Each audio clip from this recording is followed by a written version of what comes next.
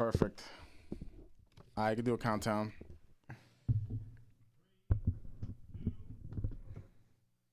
We're back with another episode of the Real Estate Blueprint Podcast. I am your host, John Soto. John does real estate. Our co-host is coming in a little bit. So right now, please take a moment to like, comment, subscribe, and share this podcast because we do this for you guys. Today's guest is a special guest in Newark. If you're in Newark, you know this gentleman here. He's in real estate. He's in property management. He has his own brokerage. He's a great guy for the community. Today's guest is Anthony. I might butcher your last name. Marin.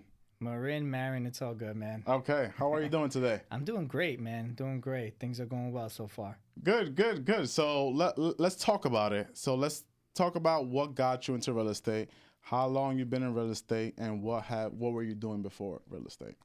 So me getting into real estate, I can't ever forget it because it correlates with my wife coming home one day. We're married for about a year, and she comes home and says, I'm pregnant, right? Okay. So we got the news, so we're all ecstatic. Yeah, we're about to have a baby. So, we enjoy that night. The minute I put my head down on the pillow, my mind starts racing.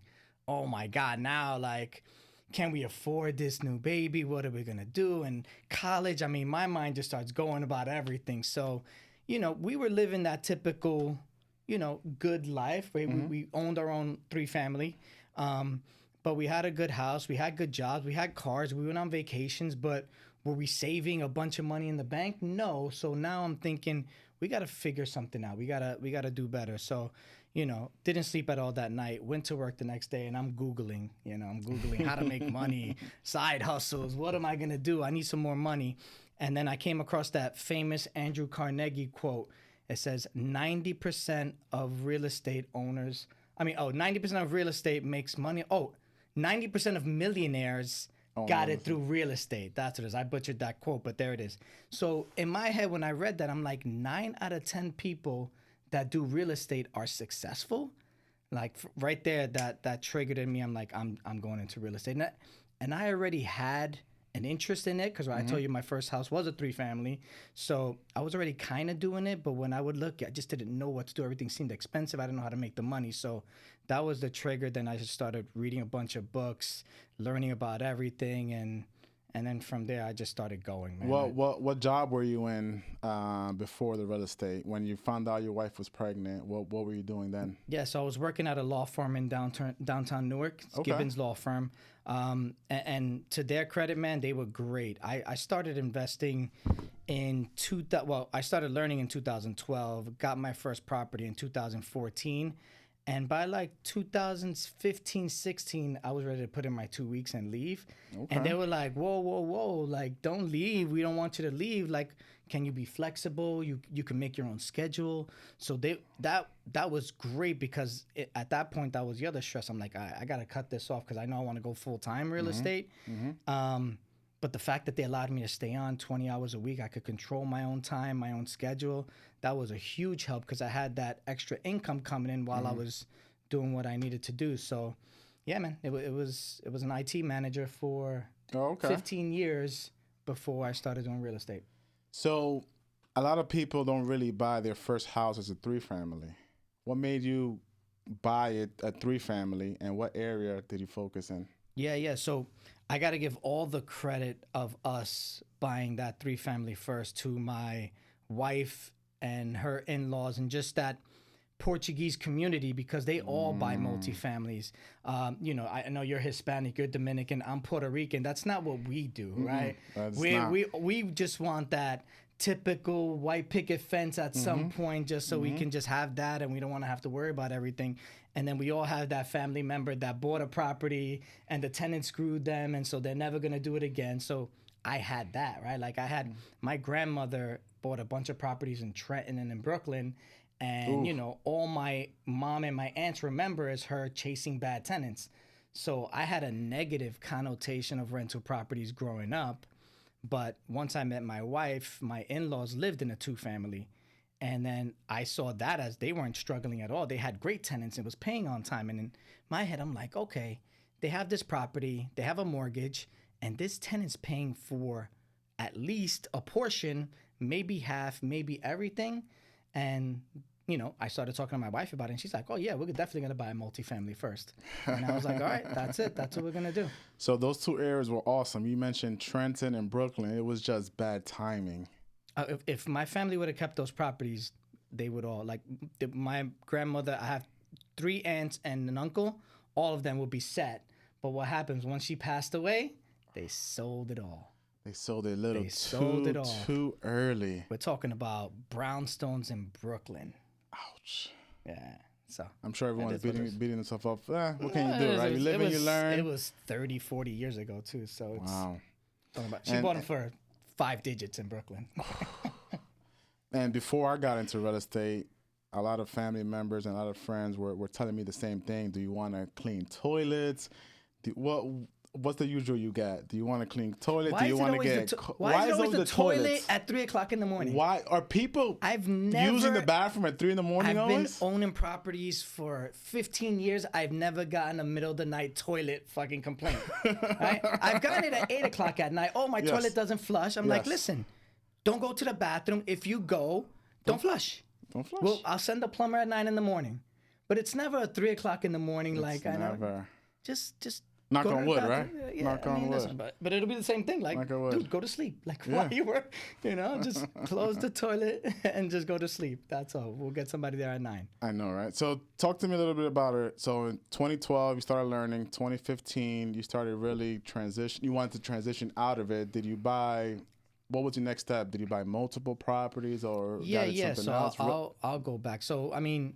So listen, I think the more important piece, and you told me that there's a lot of beginners here, so let's go right to the beginning, right? Mm-hmm. So how did you purchase that property? Once I decided I was going to go into this real estate, I just started educating myself. So it started with Rich Dad, Poor Dad, and then 20 other books behind it, not just on real estate, but also on money. You got to learn about money, because without the money, you're not going to buy the real estate and know what to do with it after, right? And how to get the money and all the different types of money, right? If you don't know what to do, you call John and he'll let you know all this stuff. You don't have to read 10 books like I did, but that's the way I did. So I educated myself to the point of, all right, now I'm ready to take action.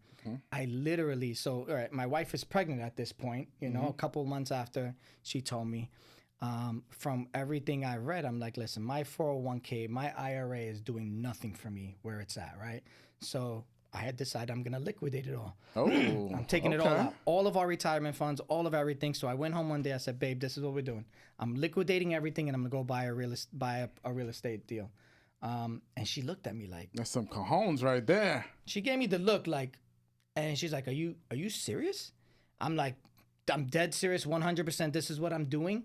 And I think because I was so adamant in my response and I was so confident in my, she was like, all right, like, okay, I guess that's what we're going to do.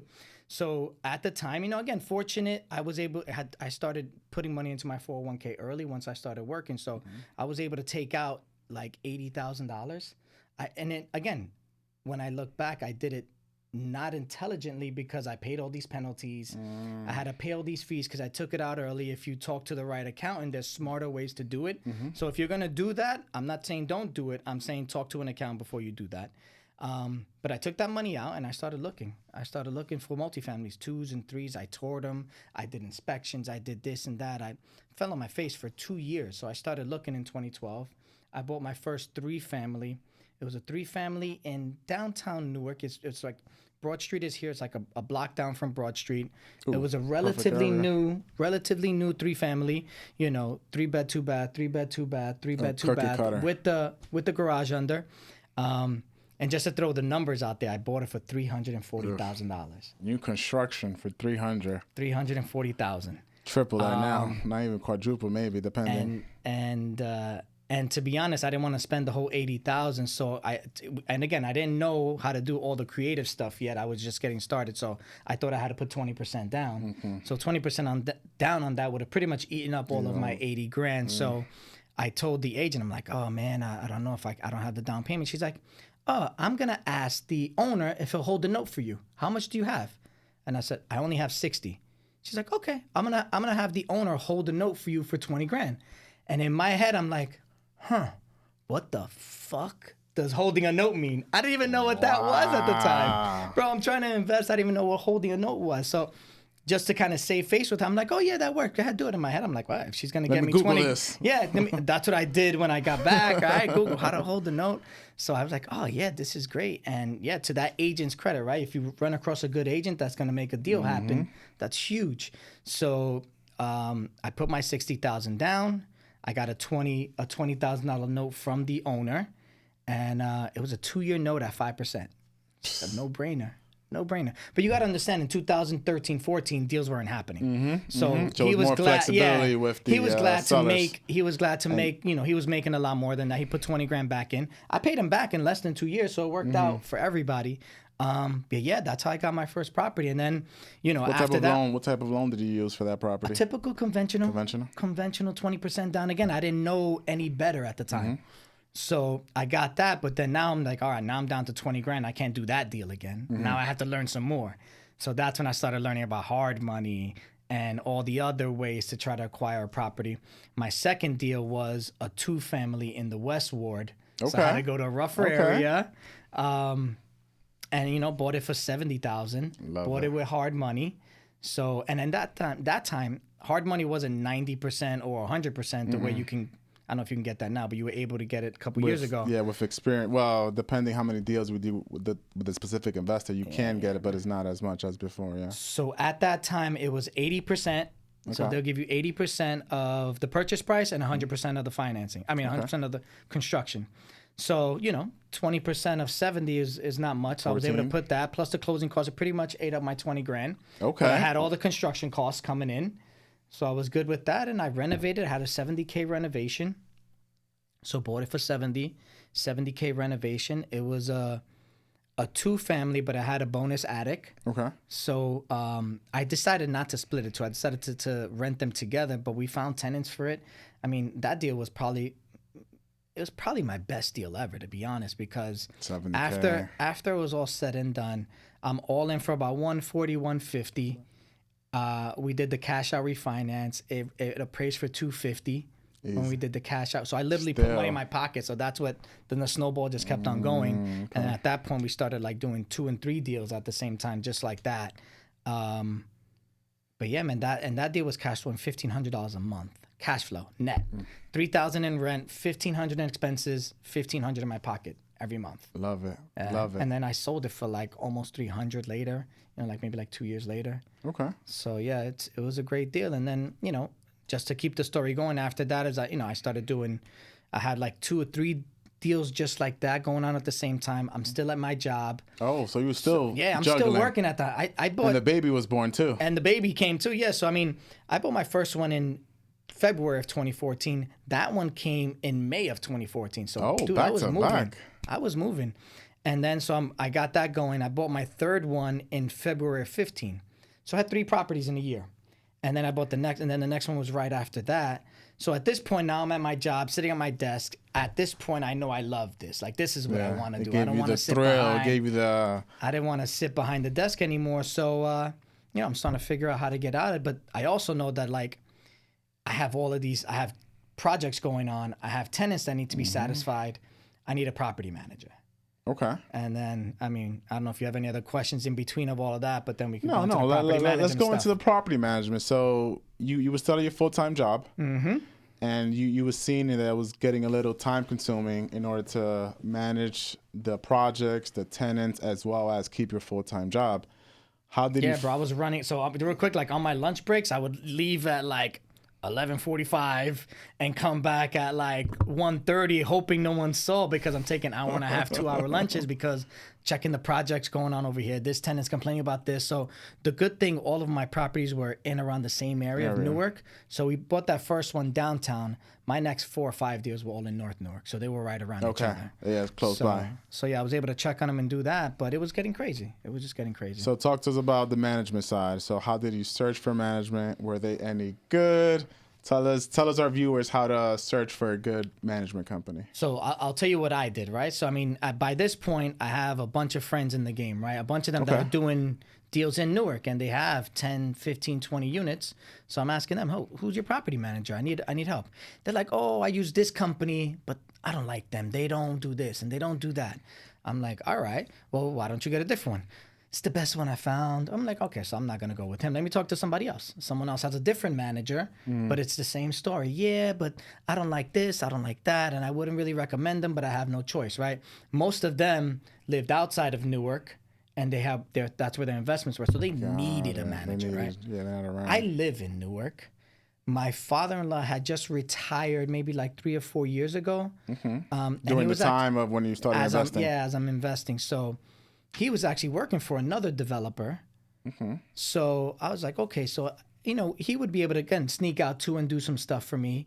And between my lunch breaks and after work, I'm, 5, 6, 7 o'clock, I'm going. So between the both of us, we could keep it afloat. So I went out there too. So I went out there and started looking at all the property management companies, the small mom and pop shops, the big boys, and they all had pros and cons, but neither of them were going to do it better than I can do it myself. So why would I pay someone personal touch to do it? Because the big boys, they're just going to forget about me. I mean, my small 10 to 12 unit portfolio, they don't care about me. So I was going to get completely ignored by the big boys. And like, they fee you up. You're going to get crushed with fees.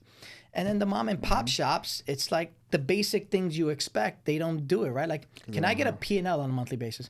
Oh, well, I don't really have a property management software. Or, no, I can send you a spreadsheet every month, but I'm like, you have to manually do it. And, okay, how am I going to get my money? Oh, I'll write you a check and you can come get it. No, I need you to ACH it to my bank account. Like, dude, it's 2016, 17. It was not like, so that was the difference. So I said, forget it. I'm going to figure this out. So, as I'm figuring it out, and it's working between me and my father-in-law, everything's stable. The projects are finishing. The tenants are happy. So it's like, okay. And then those same people that I asked about their property managers, they see my portfolio growing and they see I'm managing my own. They're like, Anthony, can you manage my portfolio? Can you manage my properties? And I'm like, all right. So now I'm sitting at my desk trying to figure this out. Like, I mean, I could do You were this. still full-time. Still full-time. So I'm sitting at my desk full-time, not doing my work, thinking about the real estate. But to be honest, like, I got that to a point where I could do all my work in like 2 hours. So I had 6 hours throughout the day to do real estate stuff. But yeah, that was like an aha moment. I'm like, I could manage it. And, it's bringing in X. I can make this, So I said, fuck it. Let me go get my real estate license. And let me see if I can figure this out. Because to do it legally, you need to have a real estate license, right? You can't collect someone else's rent legally if you don't have a license, right? You have your own property, you could collect your own rent. That's perfectly fine. But the minute you collect somebody else's rent, then that's illegal. You need to have a license for that. I saw the lights flash. I thought we did something. But so I got my agent's license and I started a little management company helping out my friends here and there. And what's a typical percentage, or what does a management company charge? Of course, I know it varies depending on the units and things like that. Can you let our viewers know? So typically, it's going to be anywhere from 3% of income received up until 10% of income received. And it's a big difference from 3% to 10%. The larger percentages are normally for smaller properties, right? So for us, 1 to 4 units, we charge 9%. Okay. That's the lowest for those smaller units. From 5 units to 19 units, then we're charging 6, 7%. And then that's at one location, right? That's one building. Okay. How about if you have a portfolio of across all over? Then no. So it's per building. So if you have a portfolio of 10 two-families and they're kind of scattered, it's going to be 9% on each of them. Gotcha. Because of the distance. Yeah, because I still got to go. I got to, it really is the resources and the traveling. That's a lot of the time that gets eaten up. But the larger the building, pretty much the larger the asset is, then the lower the percentage gets. Okay. And just another quick tip, like if you're looking for a property manager, you saw how I said of income received, right? Don't ever just agree to a flat fee. Because if a property manager is going to get paid and he doesn't have to collect rent, then he's never going to collect your rent, right? You have to have, you guys have to be aligned with that. Like, dude, if you're not collecting the rent, then you don't get paid. It has to be that way, because then why would I go collect the rent? Why would you even bother getting up? And I've had people ask me like, oh, can we just do a flat fee? I'm like, no, you don't want me to do a flat fee, right? Because if I don't have to go chase your tenants for rent to get paid, then why would I go chase your tenants, right? We want to make sure our interests are aligned. So, yeah. Are any other fees involved? Maybe putting a new tenant in place? Yeah, like, that's leasing, repairs, so it's different. Yeah. For repairs. So we'll go. So the management fee pretty much covers like just the day-to-day operations, collecting the rent, taking those calls, just kind of doing all the basic stuff. If we'll go there, taking a look at it, scheduling the repairs, or just kind of like monitoring the repairs. But once I send somebody out, like all of our professionals, when I send the contract out there, or electrician, plumber, we do a 20% markup. And the thing is, I explained that a lot of my clients in the beginning, they're like, oh, why you got to charge a markup? It's but one, it's our time. But more importantly, we've been doing this now for like almost 10 years. The contractors and the professionals that work with us, we've been working with them for a while. One, they already give us great pricing. We know their work. We know they're going to do it right. So that's really what you're paying for. And we're going to take care of it from beginning to end. Okay. So even with that 20% markup I'm going to charge you, I bet if you went out there, because you're not in the business, you don't know, you're going to open up your phone, you're going to go on Google, you're going to get some guy, he's going to give you a quote that's going to be higher than even me getting the job done with my 20% on it. Oh, that's a good point. Yeah. So that, and then once I explain that, they kind of get it. And the biggest part about the whole thing is I'm backing that work. Yeah. So if they don't do it right, it's on me, and I'm gonna make sure I fix it, right? And I'll check my professionals too. Like if they come up with a big number, I'm like, come on, bro, that's a lot. And then we'll go back and forth. Like I just gave you 4 jobs. Like don't hook my guy up because I hook you up. And that's at the end of the day, your property manager and the owners, you guys, you're partners. You really are partners. It's just like you partnering with somebody else. It's a partnership. And that's why you want to make sure your interests are aligned. The minute the manager benefits if something doesn't benefit you, like vacancies, right? So from when leasing comes, I don't get paid unless, one, I want it leased because I want the management fee, and 2, there's a leasing fee. So our leasing fee is 1 month's rent, or we max it out at $2,000. So if I'm renting a $3,000 apartment, the max we charge is $2,000. And you do all the showings, you find the tenants, background check, make sure that's a good tenant. So back to when we started, we were a mom and pop kind of property manager. Small, we had maybe 20 to 25 units when I started putting it out to other people. But what I invested in was a property management software. Oh, okay. I invested in one of the best. So we use Appfolio. Appfolio is one of the most expensive, best property management software on the market. Okay. To be honest, I really couldn't even afford it at the time, but you make decisions now to where you're going to be in 5 years, not to where you are right now. So even when I got it, I put 25 units onto this system. I think the people that I was working with within that folio, like, are you sure this is all you have? You want to start now? And I was like, yeah, let's start now. Because by the time I have 2,000 units on it, I want to know how to use it already, right? Because and then switching to another software, that can be a headache too. Well, that's a huge headache. But here's the thing. Right when I got to about 60, 70, 80 units, next thing you know, people with 20 units start calling me. I need to know how to use a software when the guy with 20 units comes in, because I don't want to be fumbling at that point. I already know how to use it now. Then when the guy with 100 units calls me, 200 units calls me, I already know how to use the software in the system. So that's why you can't just start, upgrading at that point, because now you're fumbling with these big clients that lose clientele. Exactly. So, that was the big thing. So back to the leasing. That software puts it on every major website. Does the applications. Okay. It collects the deposits. I mean, it does. It's just a button to start beginning to end. Boom, boom, boom, boom, boom. Just follow it throughout the process. Okay. So that's why you need to have something like that. Awesome. That's good. So you have that portfolio. You have the app itself, the software that bigger companies use, and then you knew you was gonna get to that point. And you manifested it, and you got there. Yeah. So talk. Let's go back a little bit. You got into the realtor side. You started managing properties. When did you leave your full time?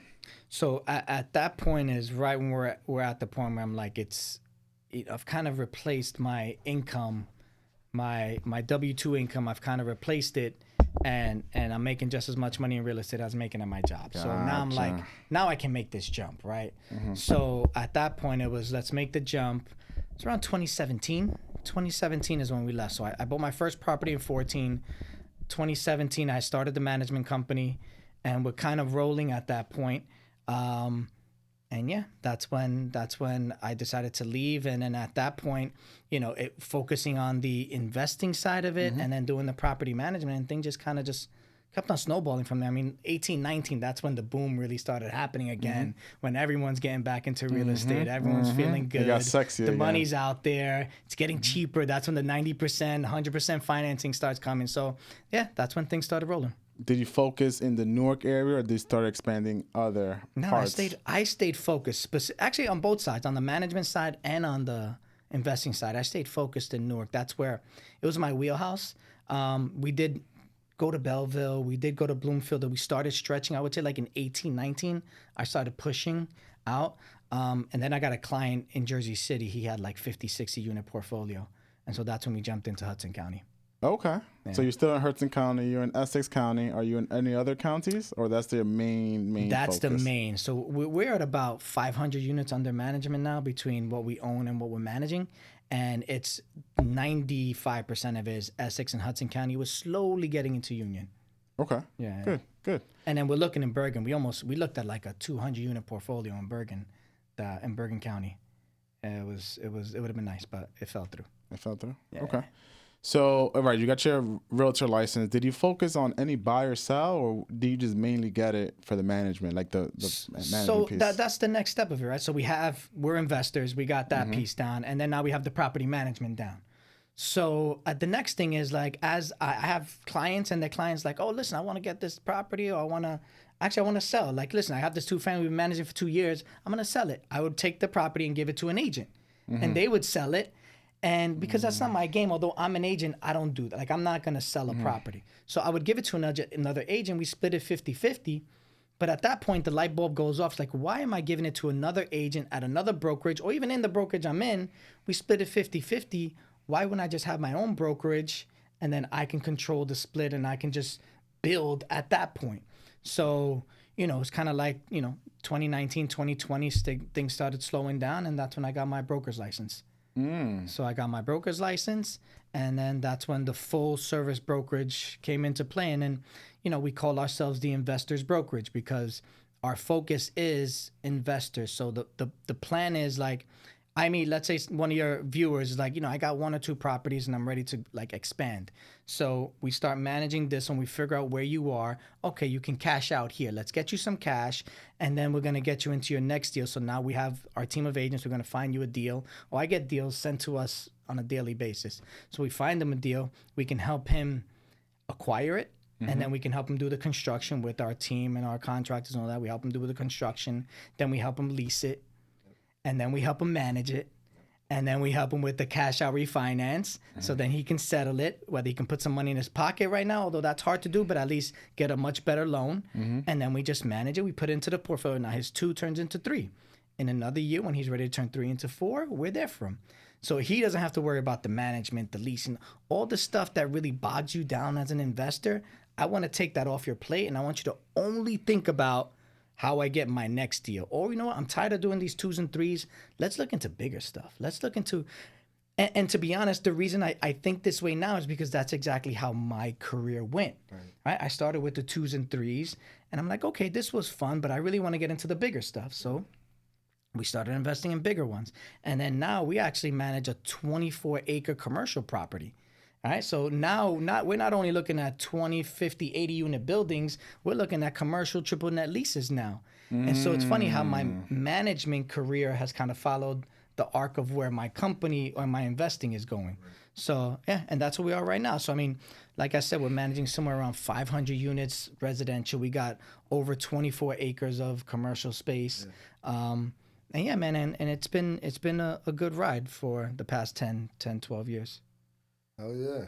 So tell us a little bit about the difference between the residential and now this commercial triple net lease. Is it different acquiring the tenants? Did the the software you invested in the beginning of your career, works. did that help you? Oh yeah, it does residential and commercial. Oh yeah. Okay. So that's the thing, like on the app side and the functional, and again, I did IT for 15 years before that. So all of that was very important. And another thing, I mean, we're a technology forward company. Like I'm always looking at the next wave of how to do things more efficiently. Dude, I stopped knocking on doors and collecting rent probably 7-8 years ago. Yeah. I'm like between Venmo, Cash App, PayPal. I mean, all the ways we can pay. I'm sorry, Grandma. Like I know you're used to someone coming to the door. At a minimum, you're gonna have to put in an envelope and mail it to me because I am not coming to your door anymore to pick up rent. I'm just not. So, Would you charge an extra fee? No, I used to pick up on the first. That's the only time I would pick up. If you're ready on the first day of the month, I would come, and then like again, that stopped in like 2018. It just doesn't make nobody pays on the first. That's of course why. not. Yeah. Right. Nobody ever pays on the first. So it would be like 1 or 2 people Right, in the grand scheme. of the 150 units we were managing. I'm like, this is stupid. It doesn't make sense. And then Going around 100 units for I'm going to one side of Newark for one check, and I'm going to the other side of Newark for another check, and like, no, everyone has to figure it out. But listen, the difference between residential commercial, it's very different, right? So that's why one of the things I preach is think about where you want to end up and start going there and reverse engineer your way there as soon as possible. I always knew I wanted to own large multifamily. I did. But everyone that I knew that owned large multifamily started with a 2, then a 3, then an 8, and then worked their way up. So I thought that was the way you had to do it. But then I came to realize after I did all of that, I started talking to these guys. They own 500 units. Yeah, my first deal was 120 units syndication in, Texas. I'm like, so with the 80K that I started with, I could have just threw that into a syndication and I would have already been in the game that I wanted to be in already. And not that I regret everything I did because it kind of built the business that I have right now and I'm very happy with. But I could probably have like 1,000 units under my belt right now if I would have just went right in. How do you feel about syndication? Are you in it now, or how do you feel about someone else controlling your money? Well, I've done some syndication, so I'm okay with it. But it's just like everything else. You got to do your homework. You got to do your homework on the syndicator. You got to see their track record. You got to see how they are. You got to see what they're buying. And I wanted to learn. So I gave my money to other people, and I know I'm in the game, but I have no control as an LP, right? In a syndication, you have a GP and you have an LP. The GPs are the one that probably put in much less money. Sorry about that. Put in much less money, but they're the ones that control it. The LPs are all the people that put their money into it, but they have zero. And I mean zero control. You have no control of the deal. So that's why you have to do your homework on those GPs. But I haven't done it. I haven't been an LP since 2 years. So now we're the GPs on the deal. Okay. Yeah. Good. How did you transition? Did you get? So let's break it down. I know there's attorneys involved and high costs. Different types of attorneys. You have your transaction attorney, then you have your SEC attorney. So there's 2 different types of attorneys. That's what I'm saying. It's a completely different game, like syndication and doing it at a much bigger level. But here's the thing. People think it's harder. It's not harder or more time consuming. It's just different rules, right? You go from playing baseball to playing basketball.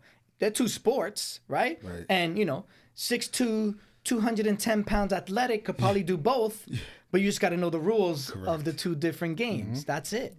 So it's just learning the rules of the other game. Okay. And so it's by that analogy, it's like what works in the small multifamily works. You need to persevere. You need to know about money. You need to know how to handle situations. Calls. You gotta know a lot of the same things and all of those things that make you successful at the small multifamily level make you successful at the large multifamily. But you just got to know the different nuances. Okay. Let's talk through about your first commercial deal. I know you said you went to the small multifamily space and then you got into the commercial side. Let's talk about the financing, the deal finding, and the good stuff. Yes, I mean I'm in the middle of it right now. It's not a full commercial. It's a multifamily with commercial on the bottom. Okay. So it's a mixed use property. I mean I've done a few. We can talk about this last one because I was working it for a while. I mean it's a development deal.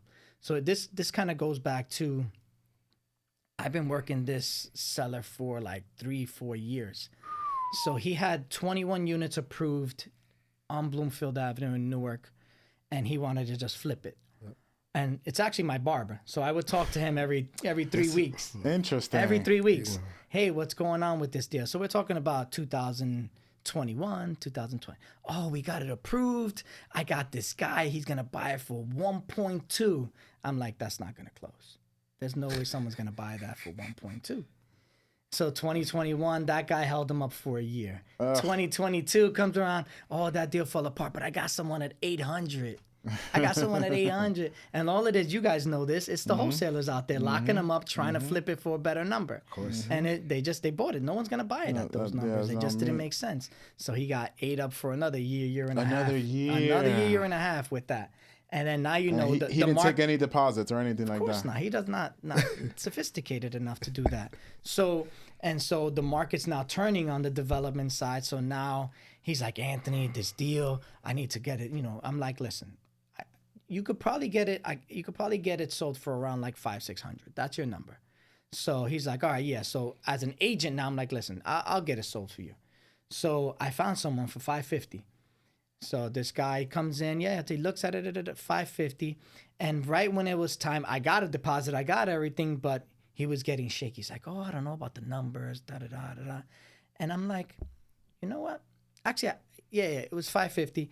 And then as he's being shaky, I'm underwriting it. I'm looking at the numbers. I'm like, listen, I could. Now, you minus my fee out of this, because again, his 550, after all the closing costs he has to pay, then he has to pay me. He's somewhere around like 4 something he's gonna put in his pocket. So I was like, listen, I'm like, and I went next haircut. He's gonna next time I'm gonna be honest. Follow up. This guy's getting a little shaky. He's supposed to close in a week or two. I don't think he's one or two things gonna happen. He's gonna back out or he's gonna hold us up. So we can X this contract now and look for somebody else, or we could see if he's gonna do it. But here's my offer. Here's my proposition for you. I'm like, I can give you 440. I'll close it next week, and I'll just take it right now. So he goes back. It's him and his brother. So they discuss it. He's like, oh, you know, he got me another 10 grand out of me at 450. So we got it at 450. So we bought I think we're on like 22K a door, not developed, but yeah. So it's 21 units, 20 residential, 1 commercial, and yeah, we've been working that deal for the past like year, and that's a whole nother story, a whole nother arc, because that started at 21 units. We bumped it down to 18 because we wanted more nicer 2-bedroom units, and then literally over the past two months, you know, so just to back up, so at 18 units, looking at the financing and everything, we would have to bring 1.5 million to the table. So either bring it or raise it to get the deal done, because banks are only lending 70%, right? So and then they're still being tight. And then, you know, to make those numbers work, we're talking about like the rents are high. Yeah. And the commercial unit, we're looking to get someone in there for an aggressive number too. So, you know, me and my partner looked at it. We're like, all right, what are the biggest risks here? The biggest risks are these rents and trying to find a commercial tenant quickly, one, because sometimes it can take a year or two to get a good commercial tenant, and then getting them at the number we need on our pro forma, so then we can actually refinance out of this construction loan and get into our perm loan, right? So at that point, one of my friends is like, why don't you turn this into an affordable deal? 100% affordable. There's a state program. It's called the Affordable Housing Trust Fund. And we can go into the details of it, but at the end of the day, when he broke it down to us, he was like, listen, you can get this loan from New Jersey. It's a 1% loan. So 1% down or 1% rate? 1% rate. 1% rate for 30 years. Jesus. And for the rest of the funds, right? Because they give you, it's going to give you about 60 to 70% of the money. And then for the other portion, you go to the bank. You're going to get a first lien mortgage from the bank for the rest of it. So we're talking about 30, 40% loan to value. For the rest of the money, you need to finish it. Right? So I'm like, well, wait a minute. So I get state money for 60%, bank money for the other 40%. And with all of that, that's pretty much 100% of my financing. I don't have to come out of pocket. And on top of that, they let you put a developer fee in there. They let you put some fees in there to kind of get your money back. Because at the end of the day, we bought that property cash, so I'm in it already for 400. Right. So so now this makes sense. So now we're like, fuck it, why not just turn this into an affordable project? And I know Newark loves that, right? We need affordable units. I was going to ask, do you have to consult with the city, or is everything able to come from the state? Consult with them. I go say, hey, mayor and council people, you guys want a 100 I'm affordable? I'm bringing you more stuff. Hell yeah, we want 100% affordable. There's no, they're not going to say no. And then the cool thing about that is, so we got the state money, we got the bank financing. I can still go to the city and ask them for more money. Correct. If we need to make the numbers work at the end of the day too, because they have an affordable housing fund that they have at the city to control, right? So they can give us some money if we have any holes in the project too. So, so that 18 unit project, we just got the renderings back this week. We had to turn it into a 15 unit because now for that affordable housing trust fund, you have to incorporate some 3-bedroom apartments. So that's why we had to lower the unit count. We had to create three bedrooms to make it all work out. We just got it back. The architect was able to figure it all out. And yeah, we're looking to hopefully we'll start applying for it. Everything with the state takes time, so 3 to 6 months to get it approved. Yep. So we may be in the ground late this year, worst case early next year, to build that. Is there any stipulations like you have to hold it, you cannot sell it for a certain amount? Excellent question. No, so there's an appetite for people that buy these projects when they're finished, right? You have like your charities, you have your like YMCAs, or you have like these just low income funds that want it, or people that just love low income. So you can sell it. There's nothing that you can't sell it. But the thing is, the affordable housing deed is set, so it's not like they can change it, right? There's only they have to maintain the rules, all the rules and all the rents, like what you can raise, what you can charge. That's all state mandated. So they can't. They're pretty much just buying the process that they know how to do. So they're just buying the asset. They'll make whatever they're gonna make, and they're happy with that. Does first off, shout out, sorry, I'm late. You made it. Now let's get some energy going. Man. What's up, man? What's up, man? Yeah, I know it.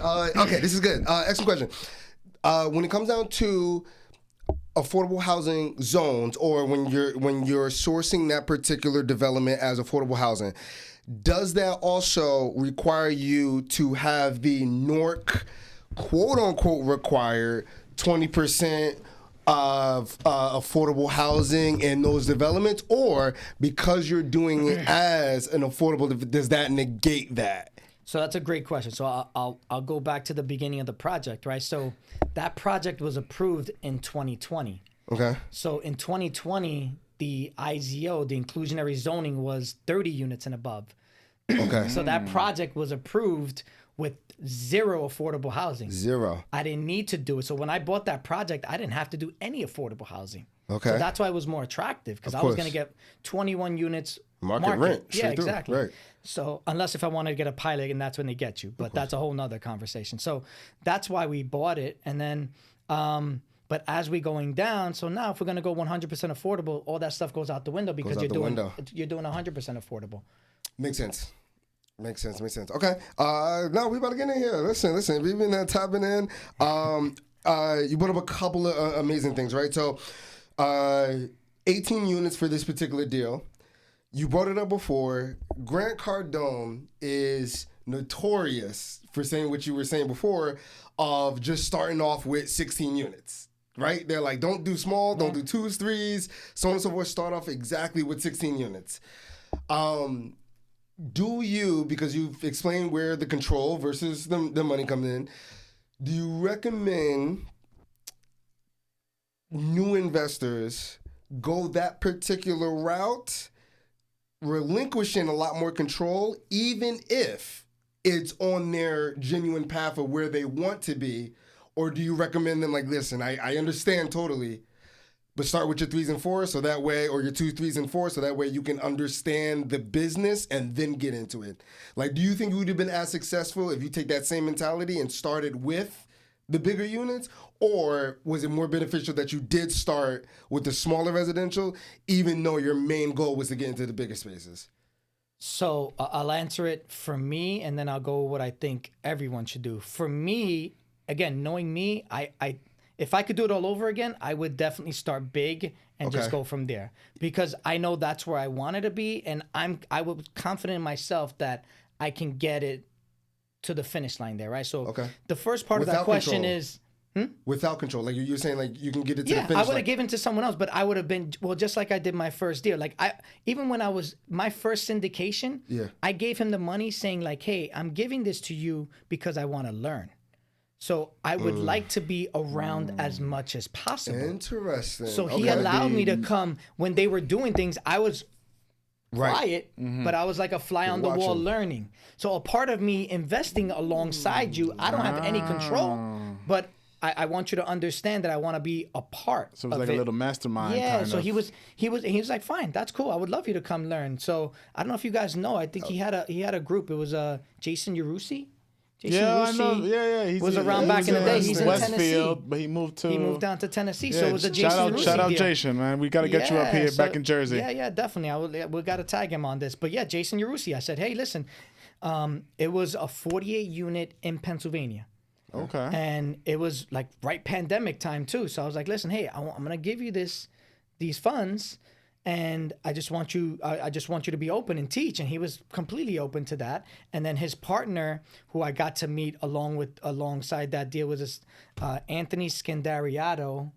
I don't know if you guys know Anthony. They've done a lot. Red Knight Capital. Okay. Or Red Knight Properties. Yeah. With the black Red Knight- beard, I think he has. Yeah, he has a big beard. Yeah. He does some meetups too.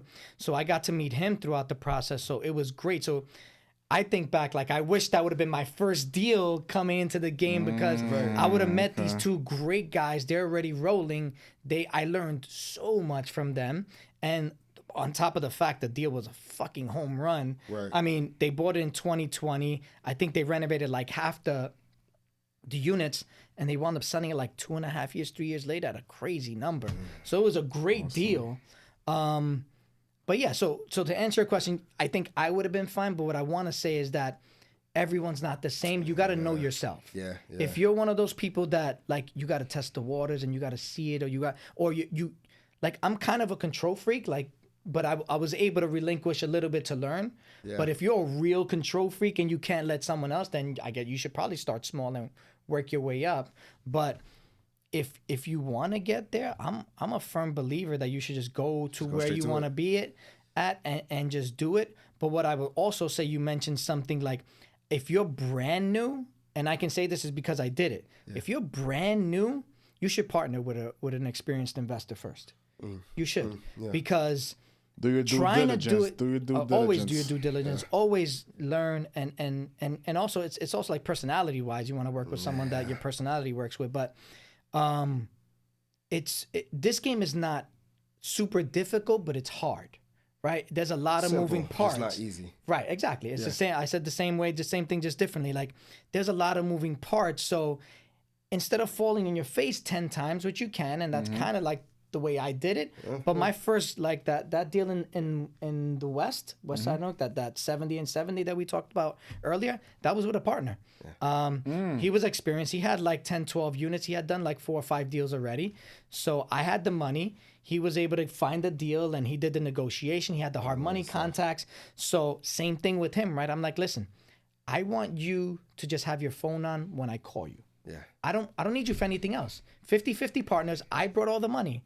Like, this is a good lesson. I love telling this to young investors, because like, oh, if I bring the money, I should have more. No. Money is just a tool to learn.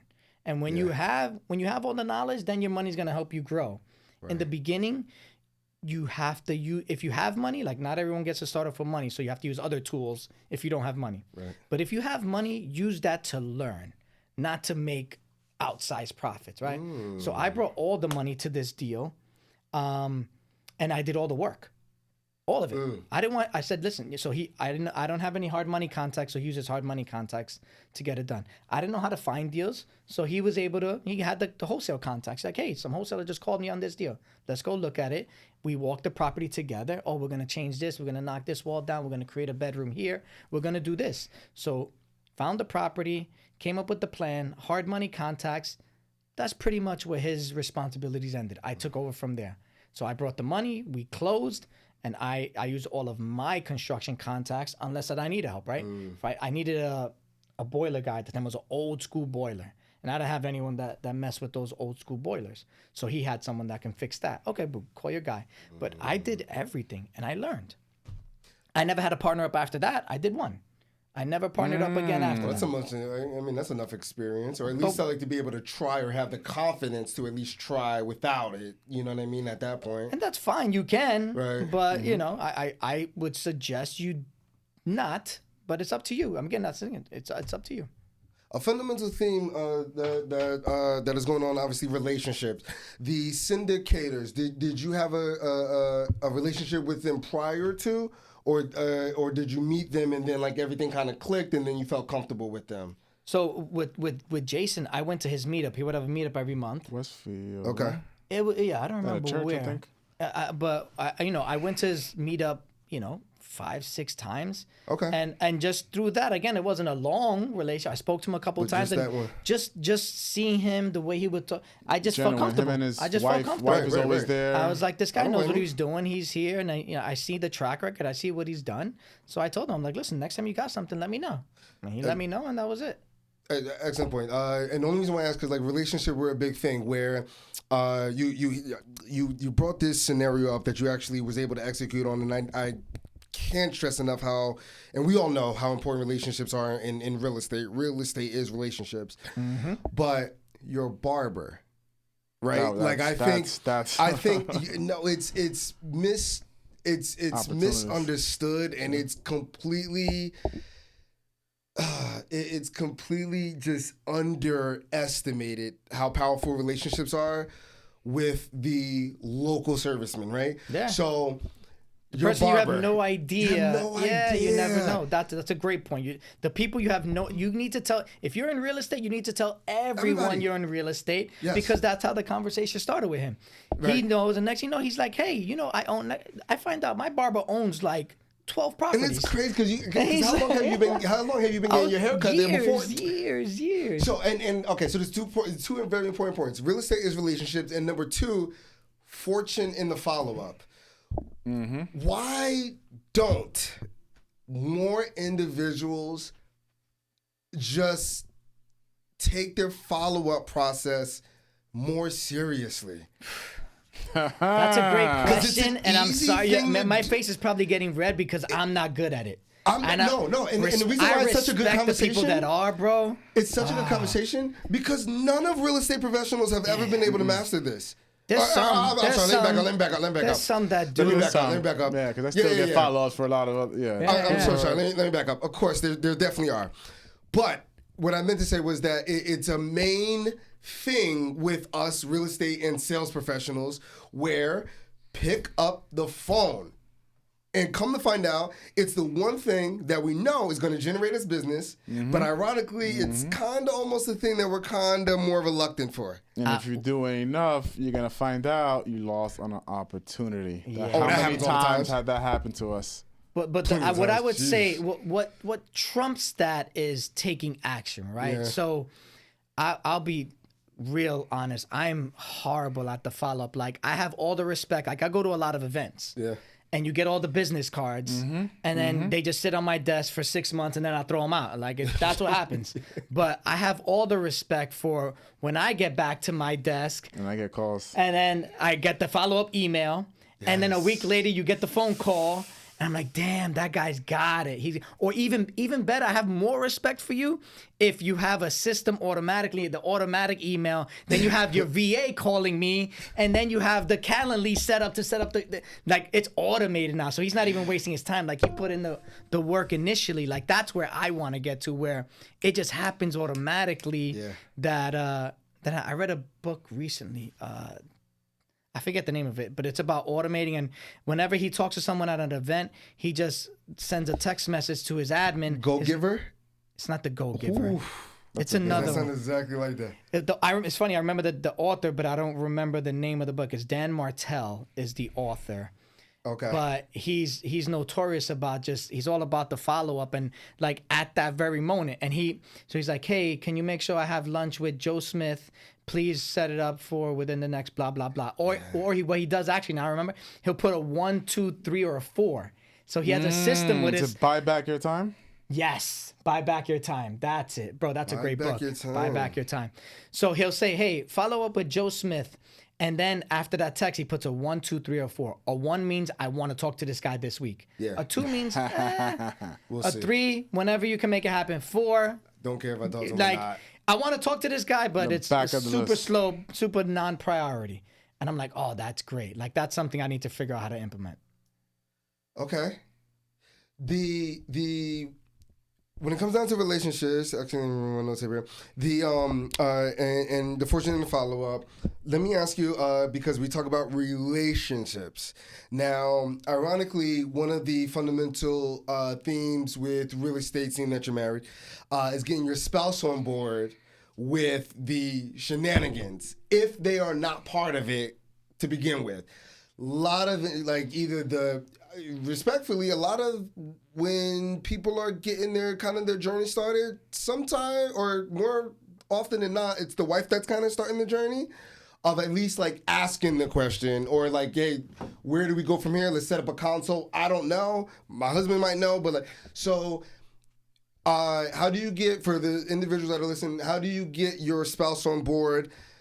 Not necessarily, obviously, we're talking to you, so obviously it's your wife, but for anybody that's on the opposite, like getting your spouse on board with something as challenging as real estate, because it's, Super time consuming. Super time yes. consuming. So, again, another one of those things that I didn't do well initially, right? Because you don't realize how much time it takes on the front end to build a successful real estate And business. your spouse has to be okay with that. They got to see you fail. They got to see out, you. You're out doing, and again, right when I started, I had just having a baby when I started my real estate journey.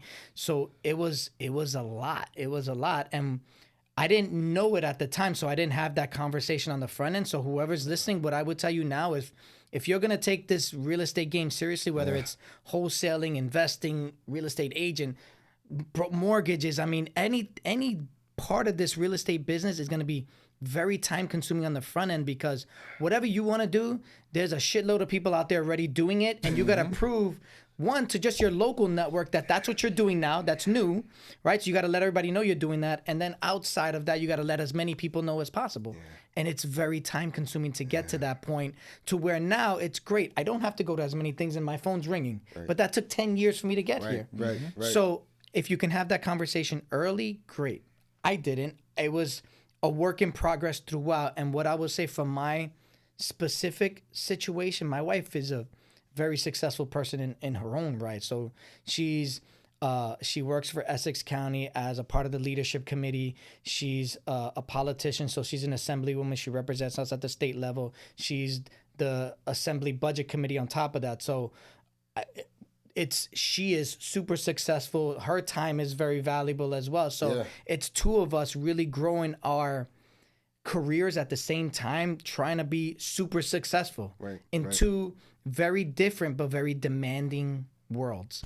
So to be honest, it's hard, and it's just communication is the answer. At the end of the day, communication is the answer. It's always the answer. Right. But I'd be lying to you if I say I ever figured it out. I was still figuring it out now. I just had a third kid. Congrats. Congrats. So and shout out to wifey. Congrats. Shout out to wifey. That's 27 months worth. That's 27 months worth of carrying. No, trust me, she deserves all the credit. But I have 3 girls. I have a 12-year-old, I have a 9-year-old, and now a 1.5. Beautiful. So right when we thought we were kind of past the we're starting all over again. So it's been difficult again with where we are, but we figure it out every day, man. It's literally just figuring it out every day. And in the middle, there was a lot of like butting heads because we were trying to figure it out. But we came to a point where it's like, okay, you're doing this, I'm doing this. We share a calendar. There's certain things you can do to try to make it work. But at the end of the day, if you're committed to each other, you'll figure it out. It's a genuine question that like a lot of people struggle with, whether in that or buying a home, right? And trying to get the husband and wife on the same page about what they want for their single family home, right? Like, it's a juggling act. So that's the reason why. And I think here's one more thing I thought about as you're saying that, and as I'm thinking, I'm trying to just add value to as many people. So I have something I do every Friday. Like every Friday, a bunch of developers and like local ironbound, like politicians, the local councilmen, we all have a cigar together, and it's from 4 o'clock to like 6:30, and then we all go home to our wives. Nice. So that's something I always do. It's a priority. That's where after a crazy week of real estate, family, and everything, I need that time to wind down, chill with my guys. And I need that. And so in the beginning, my wife would give me all the shit. You're so busy. How come you can do this? I'm like, no. I am super busy. And there's probably 10 other things I should be doing besides having a cigar right now. But I need this to make sure tone. After the long week, I want to tone myself down, bring myself back to equilibrium. So then now it's Friday, we can go back. Now I'll do the soccer practice and all the other stuff that you're gonna need me for the weekend. I work Saturday mornings. I've been working 6 days a week for almost the beginning, so I get up early and I'm done by like 12 on a Saturday. But the point is, like, whatever that is for you or you, that's it. And let the wifey do that too, whatever she needs. So like, figure out whatever you need to just check out for a little while, aside from the work, aside from the family. As long as you have your time to check out and do what you want to do, I think that's a big part of making it work, a relationship. No, in demanding, in demanding world.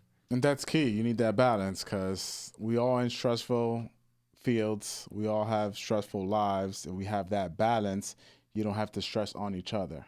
Right. I mean, listen, and it's gonna happen. You're gonna stress, and it's gonna happen either way. We should try to mitigate it at some point in time. But I'll be honest. I think ever since I really made that a focus, and then since my wife has said, "Okay, I'm gonna give you that," like it took a while to get her there. Like, I understand you now. You got it. Like, she knows Fridays between 4 and 6, unless it's super urgent.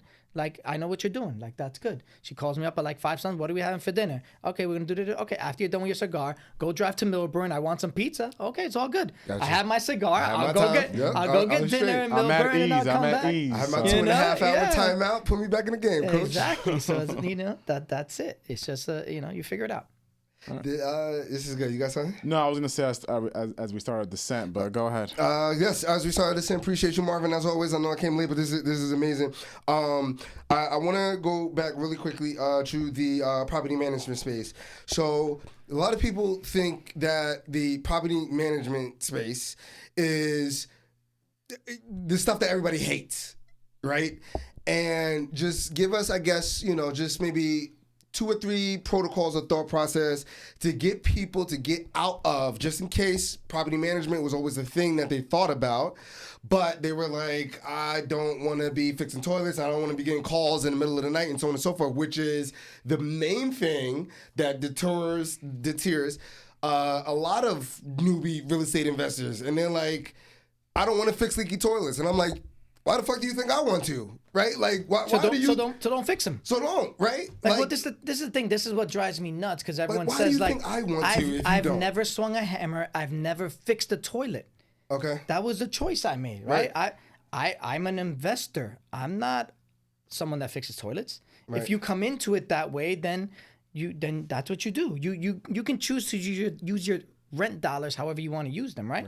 You can put your profits in your pocket, or you can pay someone to fix the toilet. If you want to put the dollar in your pocket, then you got to fix the toilet. Right. So it's up to you how you want to handle it, right? So if you're asking me, do I want to advise someone to become a property manager? That's up to you. I actually enjoy that part of the business, but I enjoy the communication with the tenants. And I like the quarterbacking side of, okay, I'll call the contractor, I'll do this, I'll do that. Oh, what's going on? Like, I enjoyed that part in the beginning. Now we've grown enough. I have a property manager that's handling all of that, but I enjoyed the property management high end of it. I don't enjoy fixing toilets. I don't enjoy fixing anything. My wife will tell you, bro, like, I pay people to do. I just had someone in my house last weekend. We bought 2 desks for my kids. We ordered them from Amazon. I'm not putting those desks together. Hired somebody to pay? I got someone else. I paid them to put the 2 desks together. And this guy's great. I mean, he fixes everything. It took him 2-3 hours to build each one. You know how long it would have took me to fix? The whole day, 2 days. It would have Saturday for one and Sunday for the other one, and it would have still been fucking. You would have needed crooked. 2 extra cigars that week. Right. For that. So that's they why drop 3 textbooks on it. It falls apart. No, but I've had this conversation with a lot of investors, and that's what keeps them away. Like, don't. Have I ever painted a wall? Yeah, I do. I do Sure. some things. Right in the beginning, I did a couple things, but I never fix a toilet. That's not what I do. I don't even know how to fix a toilet. I'm paying it out. No, I'm not. Very last question before we get into where people can find you at, because I tried to do that one time. I tried to go into YouTube University to go try and fix a toilet, and yes, as you can imagine, I wind up paying double what I probably could have spent because I wind up messing it up even more. And the most important part of that, because you seem like a very smart guy and successful, it's your time you wasted. Your yes, time it is was. valuable. And that's the part of this I tell people. If your time is worth more, like to fix that toilet's going to cost me $150 and it's going to take me 3 hours to do it, I'm worth more than $150 an hour. That's cost me $450. I'll rather get the plumber to do it for $150. I'm glad you said that because it was an emergency. I'm so glad you said that. Because it was an emergency and the relationship with the handyman at the time that I had to pull him from a job. And I was like, yo, you owe me. Like, I give you a good amount of business. Like, I need you to fix this. And he was like, all right, no problem. Like, I got you. But he did charge me a little bit extra because I had to bring him away from a job in which he was making. So I'm glad that you said that like, it's in the time aspect of it. It happens. Yeah. Last question, Marvin. Do you recommend people when they're for like a pre-family and they're buying their first one, do you recommend that they automatically put in property management? Or That's a good question. do you recommend so they can get used to just being the quarterback, like you said, and then focus on the $1,000 an hour work, which as a real estate investor, we get paid saying yes or no and running some numbers. But at the end of the day, we either get paid when we say yes or we don't do the deal when we say no. Do you recommend that people start off, if that's their first three family, that they automatically go into quarterback mode? Or no, let's put you on the offensive line really quickly, get your hands dirty, find out that you don't like it, and then scale out of it? B. So I'm adamant about this. So I have am new too. investors that call me up all the time. Too.